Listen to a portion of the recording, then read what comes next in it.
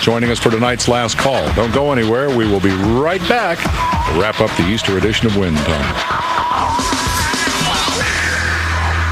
Love Tracks, Manzanita Speedway out in Phoenix, closing this weekend. Last race supposed to run last night, rained out. It's running tonight. My final guest of this evening is busy right now announcing that historic race. Wendy Mcdonald, the voice of Manzanita Speedway for 50 years, his last call. We talked earlier today.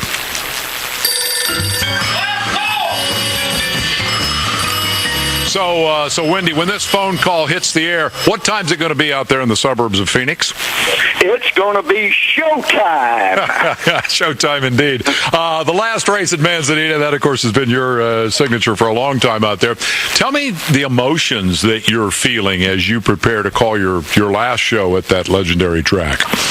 Well, my emotions right now are pretty good. You know, I've been doing it 52 years, and hey, I've had a heck of a run. If this ends it for me, I won't be unhappy. I might be a little upset because it happened for the fans and stuff, but it's not going to affect me. You know, I've been here too long to worry about never doing it again. You must have so many Manzanita memories. I wonder who would be the best you ever saw at that joint. No one certainly better qualified to answer that than you. Who is the all-time master of Manzanita in your mind? Well, I really think the master of Manzanita in the early days was Wayne Weiler. Later on, it was Leland McSpadden. Leland McSpadden, who will be making a lap of honor out there tonight. Secondly, explain to the fans who don't know why it was so important back in the day for the safety crews over in turn 3 and 4 to be able to work really fast if the driver went out of the park.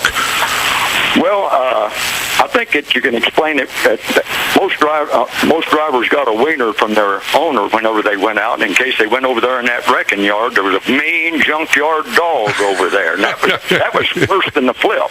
I've always heard that the badge of honor at Manzanita was Doberman bite marks in the back end of your driver's suit. Oh, I've seen them set up on top of a stack of cars for quite a while, trying to get somebody to come over and get that dog away.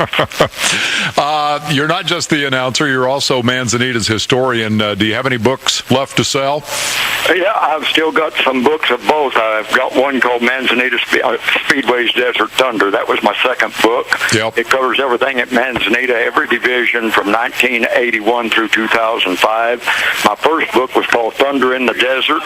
Right. And it covered everything that happened in the Phoenix area from 1909 out at the old Arizona State Fairgrounds up to 1980 here at Manzanita. So, and today, everybody knows the track's closing. They are going very, very well.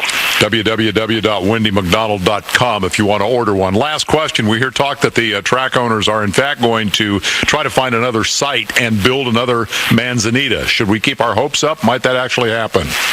Well, I don't think that they're that involved. There are people that's looking at a site and out on the Indian Reservation.